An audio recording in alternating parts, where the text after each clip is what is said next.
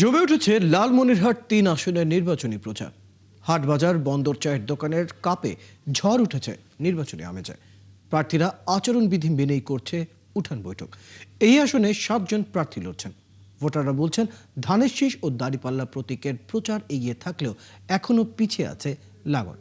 মিলন পাটোয়ারির পাঠানো তথ্য ও ছবিতে বিস্তারিত। ভোটের আমেজে এখন উৎসব মুখর গোটা লালমনিরহাট ৩ আসন। দিন রাত ভোটারদের কাছে যাচ্ছেন প্রার্থীরা।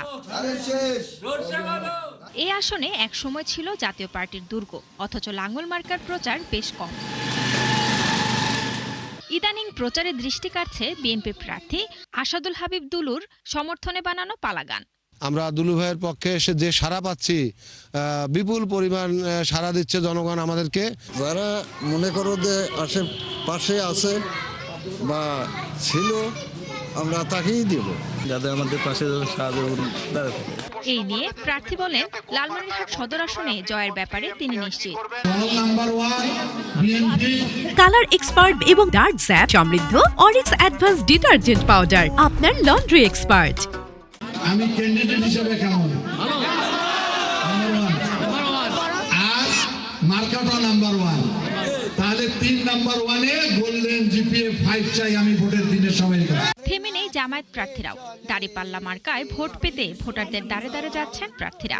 প্রত্যন্ত এলাকা থেকে খবর পাই যে সেখানে কিছু কর্মী নির্বাচনী কাজে বাধার সম্মুখীন হচ্ছেন।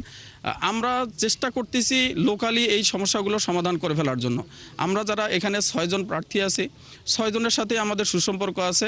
তবে অন্য যে কোনো নির্বাচনে এই আসনে ছেয়ে থাকে লাঙ্গল প্রতীকের পোস্টার ও ব্যানার। এবার সেরকম চোখে পড়ছে না। তবু জাপার প্রার্থী বলছেন, জয়ের ব্যাপারে তিনি যথেষ্ট আশাবাদী।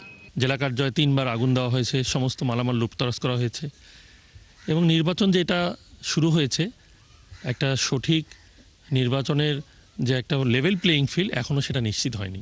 লালমনিরহাট সদর আসনে মোট ভোটার ৩,07,৯৭০, যার মধ্যে পুরুষ ভোটার রয়েছে 1,54,166 জন এবং নারী ভোটার 1,53,801 জন। শান্তা ইসলাম, ৭১।